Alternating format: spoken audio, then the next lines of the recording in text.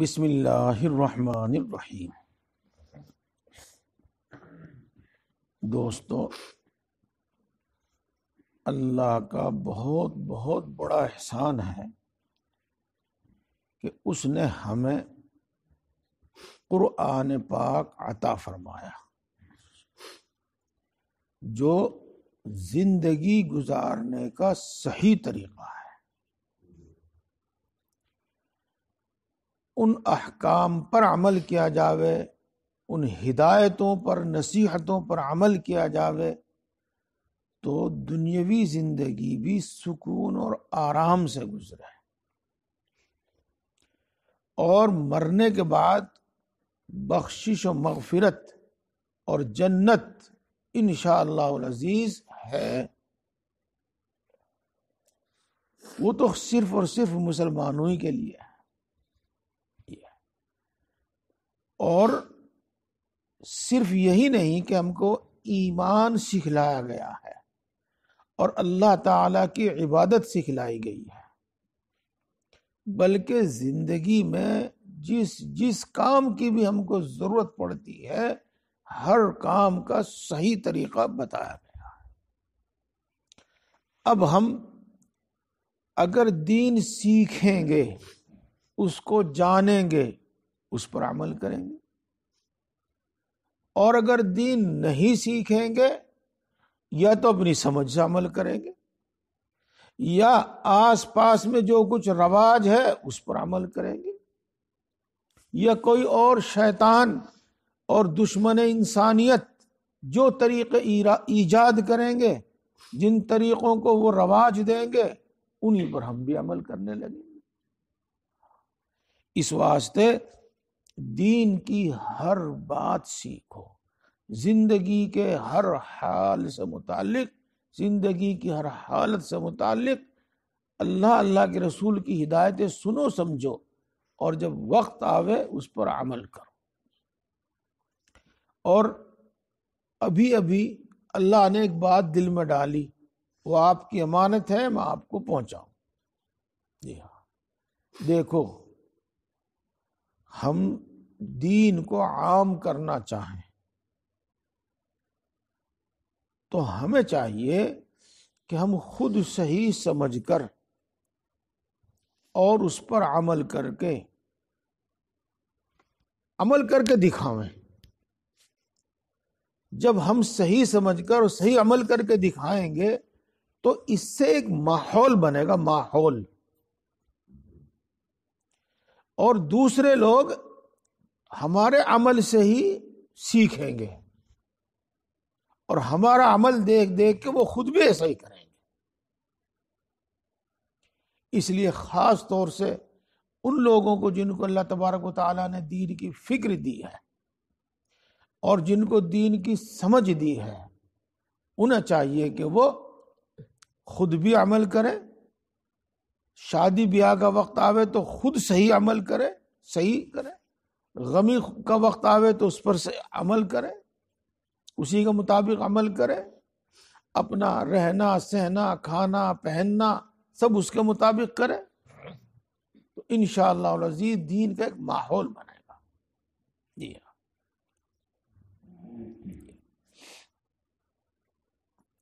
کچھ نصیحتیں اس سے پہلے شوہروں کے لیے تھی، مردوں کے لیے تھی، اب آگے عورتوں کے لیے ہیں۔ ہمیں باتیں بھی سننی چاہیے تاکہ ہم اپنی بیٹیوں کو، اپنی بہنوں کو، اور جو بھی ہمارے نگرانی میں ہوتی ہیں، ہماری تربیت میں ہوتی ہے، ہم ان کو یہ باتیں سمجھا سکیں، بتلا سکیں۔ اگر وہ اس کی خلاف ورزی کرتی ہیں تو ان کو ہم سمجھا سکیں، بتا سکیں۔ دیکھو، عورت کو چاہیے کہ خاوند کی اطاعت کرے، اس کا کہنا مانے، اس کو خوش رکھے، اور اس کی بات کو نہ ٹالے۔ یہ ہے، یہاں تک ایک بات ہو گئی۔ اگلی بات سنیے گا، اور اس کو بھی آپ سرسری میں نہ لیجیے گا، سرسری تو کوئی بات ہے ہی نہیں۔ خاص طور سے ہمارے حضرت مولانا اشرف علی صاحب تھانوی نور اللہ مرقدہ، وہ تو بڑی اہم اور بہت ضروری باتیں لکھتے ہیں. سنو، جب شوہر ہم بستری کے لیے بلاوے تو انکار نہ کرے. یہ ہے. یہاں تک ایک بات ہو گئی.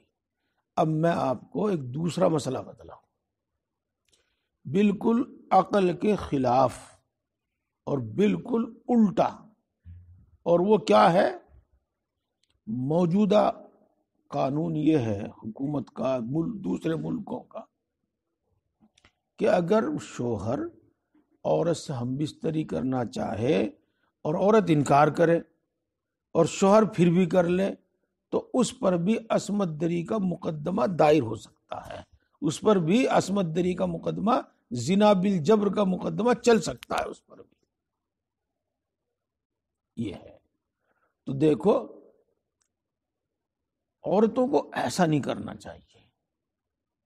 وہ یہ حالت پیدا کرے یا یہاں تک نوبت پہنچے، بلکہ اگر وہ انکار کرے گی تو ظاہر بات ہے کہ وہ دوسری شادی کرنے کے در کی سوچے گا، اور اگر وہ آزاد آدمی ہے تو ادھر ادھر دیکھے گا. یہ ہے. اگلی بات، اب دوسری بات شروع ہوتی ہے. شوہر کی گنجائش سے زیادہ خرچہ طلب نہ کرے. یہ میرے ایک ساتھی تھے، ان سے پوچھا بھائی آمدنی کیسی ہو رہی؟ جی بس 20-25 ہزار روپے کی ہو جائے آمدنی. تو ٹھیک ہے، ماشاءاللہ اچھا ہے. جی نہیں، بس گزارا ہو نہیں رہا. کیوں؟ یہ تو اچھی آمدنی ہے 20-25 ہزار روپے. جی بس وہ کبھی 500 روپے مانگ لے اور کبھی 1000 روپے مانگ لے، جتنے روپے مانگے اتنے دینے پڑے. میں نے کہا بھائی اسے سمجھاؤ، بتاؤ. جی ہاں، جب میں نے اسے سمجھایا بتایا تو یوں کہ نکاح کیوں کرا تھا، نہ کرتا. وہ یوں کہے. تو بہرحال ایسا نہیں ہونا چاہیے. صحیح بات تو یہ ہے، پہلے میں نے کچھ دن پہلے تقدیر کا مسئلہ بیان کیا تھا، اور 2 مہینے سے ایک دوسری بات بیان کی جا رہی ہے کہ سب کچھ اللہ کے فیصلوں سے ہوتا ہے. عام طور سے اللہ تبارک و تعالی جس کو جتنی روزی پہنچانا چاہتا ہے ایسی حالات پیدا کر دیتا ہے. اب مثال کے طور پر سمجھو، ایک لڑکی کا نکاح ہوا غریب گھرانے میں، تو اس کا مطلب یہ سمجھو آپ کہ اللہ تبارک و تعالیٰ نے اس کے لیے ایسے ہی زندگی مقدر فرمائی ہے. اب انشاءاللہ اگلے مہینے مغرب کے بعد تفصیل سے اس مسئلے پہ بیان ہوگا. اب اس کو یہ سمجھے کہ میرے مقدر میں اتنا ہی ہے. ہاں، کوشش کرے، دعا کرے، کوشش اور دعا ہمیشہ جاری رکھے، لیکن لڑائی جھگڑا، ناشکری، تو یہ بہت غلط بات ہے. اس سے انسان کی زندگی خود تباہ برباد ہوتی ہے. ہندوؤں میں ایک سوچ ہے، ایک نظریہ ہے کہ لکشمی، اس کی پوجا کرو تو تمہیں دولت ملے گی. سنی، اس کی پوجا کرو تو تم شنیوار میں مصیبتوں سے بچ کر رہو گے. یعنی ان سب کی سوچ اور ان سب کی عبادت اور پوجا کا حاصل یہ ہے کہ اس دیوی دیوتا کو خوش کرو تاکہ یہ ہمیں خوش کرے، تاکہ یہ ہماری مصیبتیں ٹال دے، ہمیں مصیبتوں سے بچا دے. اسلام میں ایسا نہیں ہے، بلکہ اللہ تبارک و تعالیٰ نے ہمیں جتنے بھی حکم دیے ہیں وہ حکم ایسے ہیں جس سے ہمارا خود کا نفع ہے. صبر ہے. دیکھو دوستو، صبر کر کے دیکھو کتنا سکون زندگی میں رہے گا. اور بے صبری کر کے دیکھو کتنی بے چینی ہر وقت رہے گی. سارے لڑائی جھگڑے ساری مصیبتیں بے صبری سے آتی ہیں. یہ تو ہمیں اللہ رب العزت نے جو احکام عطا فرمائے ہیں، جو دین اور شریعت عطا فرمایا ہے، وہ دنیا کی زندگی کو بھی پرسکون بنانے کے واسطے ہے، صحیح گزارنے کے واسطے ہے. تو عورت کو چاہیے کہ شوہر کی وسعت سے زیادہ نفقہ طلب نہ کرے، نہ مانگے، خرچ نہ مانگے. یہ شوہر کے سامنے زبان درازی نہ کرے.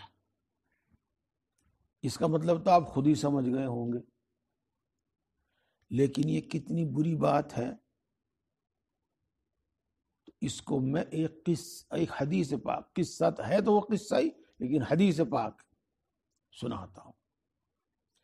حضرت عمر رضی اللہ تعالی عنہ تیز ترار آدمی تھے، ان کے واقعات تو آپ سنتے ہی رہتے ہیں. ان کی بیٹی تھی حضرت حفصہ رضی اللہ تعالی عنہا. باپ کا اثر بیٹی میں بھی ہوگا. اور وہ رسول اللہ صلی اللہ علیہ وسلم کی بیوی تھی، ہم سب کی ماں، تو وہ بھی خوب زبان دراز تھی. اور رسول اللہ صلی اللہ علیہ وسلم کے سامنے بولتی رہتی تھی. حضرت عمر رضی اللہ تعالی عنہ تو ڈانٹتے ڈپٹتے ہی تھے، لیکن حضور صلی اللہ علیہ وسلم نے ان کو طلاق دینے کا ارادہ کر لیا. بس میں یہی بتانا چاہتا تھا کہ زبان درازی، منہ ٹھڑی، یہ اتنا بڑا عیب ہے عورت کے اندر، اتنا بڑا عیب ہے عورت کے اندر کہ اگر اس بنا پر طلاق دے دی جاوے تو درست ہے. رسول اللہ صلی اللہ علیہ وسلم نے طلاق دینے کا ارادہ فرما لیا تھا.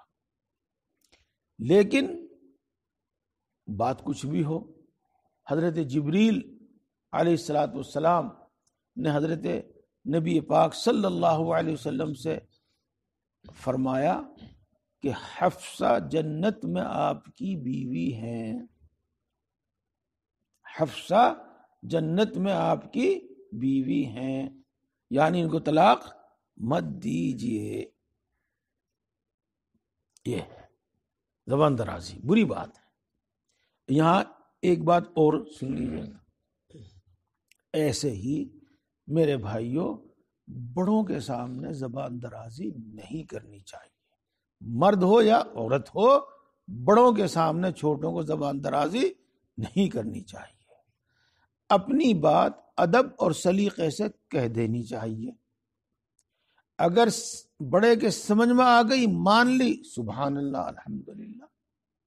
اور نہیں سمجھ میں آئی تو ہم اس کی بات سمجھنے کی کوشش کریں، اور نہیں ان کی بات ہماری سمجھ میں آتی تو دوسرے وقت میں پھر سلیقے سے بات کہیں، نرمی اور سلیقے سے. یہ ہے، یہی مسئلہ بیوی کو بھی رکھنا چاہیے. پیار محبت کے ماحول میں اپنی بات رکھ دے، اس وقت غصہ نہ کرے، اس وقت مقابلہ نہ کرے، اس وقت ترکی بترکی جواب نہ دے. یہ بغیر اجازت کے نوافل نہ پڑھے، نہ نفل روزے رکھے. یہ ہے. دیکھو، اس سے پہلے ایک دوسری بات سن لیجیے گا اور اس کو ہمیشہ کے لیے یاد رکھیے گا، ہمیشہ کے لیے یاد رکھیے گا. اگر میرا آپ کا ذہن دماغ یہ کہنے لگے کہ آخر یہ حکم کیوں ہے کہ شوہر کی اجازت کے بغیر نہ نفل نماز پڑھے اور شوہر کی اجازت کے بغیر نہ نفل روزے رکھے، تو یہ حکم کیوں ہے بھائی؟ اور جو بے باک ہیں، بے خوف ہیں، وہ تو اس سے آگے بڑھ کر یہ کہیں گے کہ آخر شریعت نے عورت کو اتنا پابند کیوں کر دیا. وہ اس سے آگے بڑھ کر کہیں گے کہ عورت کو غلام بنا لیا. اس سے آگے بڑھ کر کہیں گے کہ عورت پر ظلم ہے، یہاں تک کہیں گے ہے کہ نہیں؟ دیکھو، جو بات اللہ جانتا ہے اور جو نفع نقصان، کسی کام کا نفع نقصان اللہ جانتا ہے، وہ ہم نہیں جانتے۔ اگر ہمیں اللہ بتا دے تو پتہ چل جاوے، اور اگر نہ بتاوے تو نہ پتہ چلے۔ اللہ کے رسول صلی اللہ علیہ وسلم بتا دیں ہمیں پتہ چل جاوے، اور نہ بتاوے تو نہ پتہ چلے۔ لہذا ہر حکم کا نفع نہیں تلاش کرنا چاہیے، ہر حکم کی حکمت نہیں تلاش کرنی چاہیے کہ اس میں کیا حکمت ہے، کیا فائدہ ہے۔ ہمارا علم، ہماری عقل اتنی نہیں ہے۔ آپ اگر یہ کہیں گے کہ بھائی ہمیں تو کچھ ماننا ہی نہیں تم نے، تمہیں تو پتہ نہیں کیا کہیں گے، ہاں، یہ نفسانی خیال ہے، شیطانی خیال ہے۔ ہم زندگی میں قدم قدم پر اسی پر عمل کرتے ہیں جو میں نے بتایا آپ کو۔ ہم ڈاکٹر کے پاس جاتے ہیں، اپنا دکھ، اپنی تکلیف اس کو بتا دیتے ہیں، اب وہ ہمیں کچھ دوائی لکھ دیتا ہے۔ اب ہمیں پتا ہے اس دوائی کا کیا نفع ہے، کیا نقصان ہے، کون سی دوائی کس بیماری میں، اکثر نہیں پتا ہوتا، لیکن ڈاکٹر پر اعتماد کر کے ہم دوائی کھاتے ہیں۔ تو سب جگہ چلتا ہے میرے بھائی یہ ایسا ہی۔ جی، آپ انجینئر سے مکان کا نقشہ بنواویں گے تو آپ اتنا تو بتا دیں گے بھائی میرا مکان ایسا ہونا چاہیے، اتنے کمرے ہونے چاہیے، وغیرہ وغیرہ، وہ تو بتا دیں گے۔ اجی آپ نے یہ دیوار اتنی موٹی کیوں بنائی، آپ نے پلر اتنا باریک کیوں بنایا، اتنا موٹا کیوں بنایا، یہ بیم، اس کے اصول تو وہی جانے میرے بھائی۔ بہت سی بات سمجھ میں آ جاوے گی اور زیادہ تر سمجھ میں نہیں آوے گی، یہ بات۔ اس واسطے دین کی باتوں کی حکمتیں، مصلحتیں، نفع، ہر آدمی کا علم، ہر آدمی کی سمجھ، ہر آدمی کی عقل اتنی نہیں کہ وہ ان کو سمجھ لے۔ ہاں، ایک بات بتاؤں آپ کو، عیسیٰ کے لیے بات، بالکل یقین کے ساتھ اور پوری فرما برداری کے ساتھ اللہ کے حکموں کی پابندی کرتے رہو تو انشاءاللہ العزیز ان کاموں کا نفع نقصان خود ہماری سمجھ میں آ جاوے گا، اور بغیر سمجھائے سمجھ میں آ جاوے گا۔ اللہ تبارک و تعالی اپنے نیک بندوں کی ہدایت میں روز بروز اضافہ کرتا رہتا ہے، مرتے دم تک، سانس نکلنے تک روز بروز ہدایت میں اضافہ کرتا رہتا ہے۔ 5 وقت کی نماز اطمینان سے پڑھو، صحیح پڑھو، انشاءاللہ اشراق، چاشت، اوابین کا شوق پیدا ہوگا، تہجد کا شوق پیدا ہوگا۔ جو آپ کر سکتے ہیں اچھی طرح وضو کرنا، اطمینان سے رکوع سجدہ کرنا، وہ کرو تو انشاءاللہ خود شوق پیدا ہوگا۔ کہیں سنیں گے تو دل میں بات اتر جاوے گی، خود اخلاص پیدا ہوگا، احسان پیدا ہوگا۔ یہ کام کرتے رہو تو انشاءاللہ نماز میں ایسی لذت، ایسے مزہ آئے گا کہ اول تو چھوٹنے کی نہیں، اگر چھوٹ گئی تو ایسا دکھ ہوگا، ایسی تکلیف ہوگی کہ وہی توبہ ہو جاوے گی۔ یہ تو اسی طرح روز بروز بندے مومن کی ہدایت میں اضافہ ہوتا ہے۔ ان میں سے ایک یہ بھی ہے کہ کس کام کا کیا نفع ہے، کس کام کا کیا نقصان ہے، وہ ہماری سمجھ میں آ جاتا ہے، ہمارے دل میں اتر جاتا ہے، ہمارا دل دماغ اس کو قبول کر لیتا ہے۔ یہ ہے، اس کا مال بغیر اس کی اجازت اور مرضی کے کسی کو نہ دو۔ اور یہ بات آج کل کی نوجوان بچوں کو خوب سمجھا دو. جی ہاں، کچھ تو ہم بھی آپ جیسے ہی انسان ہیں، اپنے گھروں میں رہتے ہیں، اپنا بھی بھائیوں بہنوں کا بھی، اڑوسیوں پڑوسیوں کا بھی حال معلوم ہے ہی. کچھ اللہ نے جو 2 حرف عطا فرمائے ہیں، کوئی اپنا مسئلہ پوچھتا ہے، کوئی اپنے حالات بیان کرتا ہے، تو معلوم ہوتا رہتا ہے. آج کا وقت کیا ہے، عورت کو فیشن کے واسطے بہت کچھ چاہیے، بلکہ بہت زیادہ چاہیے. اب وہ ہر چیز میں کٹوتی کرتی ہے. خرچ کے لیے 100 روپے چاہیے تو 50 میں ہی کام کرے گی، اور 50 رکھے گی پاکٹ میں، اور نہیں تو 20-30 تو بچاوے گی ضرور. جی ہاں، اور ان کو پھر کہے میں خرچ کرے گی، بس کیا کہا رہے ہیں وہ، لپٹس یا لپٹس کیا کہیں اس میں خرچ کرے گی. اور کہاں میں خرچ کرے گی، کہاں میں خرچ کرے گی، نئے نئے سوٹ بنانے میں خرچ کرے گی. یہ ہے. اور نہ معلوم کس طریقے سے. یہ کہاں خرچ کرے گی، اپنی بہنوں کو دینے میں خرچ کرے گی. کہاں خرچ کرے گی، کسی شادی بیاہ میں جاوے گی، وہاں گفٹ دینے میں خرچ کرے گی. یہ ہے. تو عورت کو چاہیے کہ شوہر کا مال اس کی مرضی کے بغیر کسی کو نہ دے. یہ اچھا، یہاں ایک مسئلہ میں آپ کو بتا دوں، پیچھے نہ آیا ہو، اس اپنی حیثیت کے مطابق اس کو اچھا کھلاؤ، اچھا پہناؤ، بلکہ کچھ پیسہ اس کو، جیسی آپ کی آمدنی ہے، 6 مہینے میں ہو تو 6 مہینے میں، ہر مہینے ہو تو ہر مہینے کچھ اتنا دے دیا کرو جس سے وہ اپنی مرضی سے کچھ کھا سکے، اپنی مرضی سے کچھ پہن سکے، اپنی مرضی کی کوئی چیز خرید سکے. اور جن کاموں کے لیے وہ کٹوتی کرتی ہے، ان میں وہ آپ کے ہاتھ کا دیا ہوا خود خرچ کر سکے. کسی کو ہدیہ، تحفہ، اپنے بھائی کو، بھتیجے کو، جس کو دیا جاتا ہے اس کو دے سکے. یہ اور اس کو چاہیے کہ وہ شوہر کے مال کو نہ اڑاوے، نہ خود ضرورت سے زیادہ اڑاوے. نمبر 1، بلا اجازت کسی کو گھر میں نہ آنے دے. یہ بلا سخت مجبوری کے اپنے منہ سے طلاق نہ مانگے.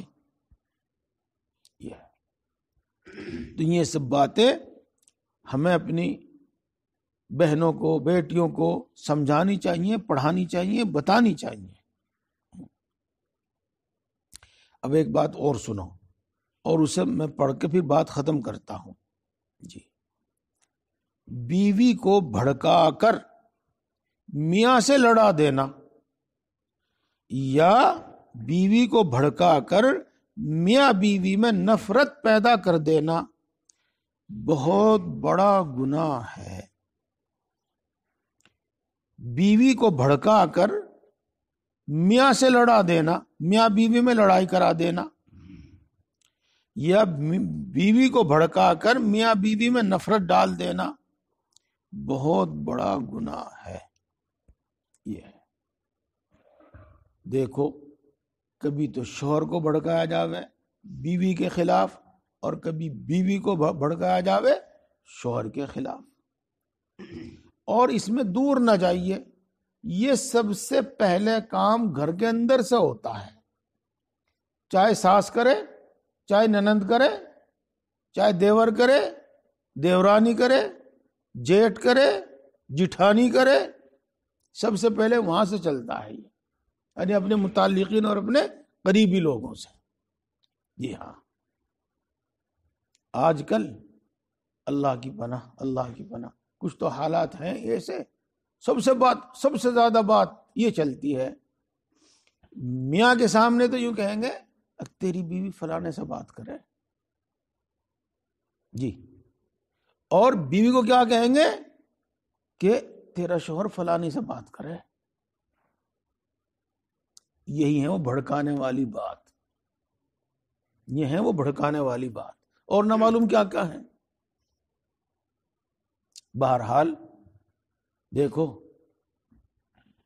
یہاں تو مختصر دعا ہو جاوے قریب ہر مہینے ہی، کہ میں خاص طور سے یہ دعا کرتا ہوں اللہ تعالیٰ ماں باپ اور اولاد کے آپسی جھگڑے ختم فرما۔ یہ کثرت سے دعا کرتا ہوں سب کے لیے، مسلمان بھائیوں کے لیے، اور خاص طور سے اللہ تعالیٰ میاں بیوی کے آپسی جھگڑے ختم فرما۔ شیطان جتنا خوش میاں بیوی کی لڑائی سے ہوتا ہے اتنا خوش اور دوسرے گناہ سے نہیں ہوتا، 2 گناہ سے زیادہ خوش ہوتا ہے وہ۔ ایک تو جب آدمی یا بچہ علم دین سے بھاگے، اس سے خوش ہوتا ہے، اور دوسرے میاں بیوی میں جھگڑا کرنے سے سب سے زیادہ خوش ہوتا ہے۔ تو معلوم ہوا کہ دونوں گناہ بہت بڑے ہیں اور انسان کے لیے بہت نقصان دہ ہیں۔ آدمی کا چین سکون ختم ہو جاتا ہے گھر کی لڑائی سے۔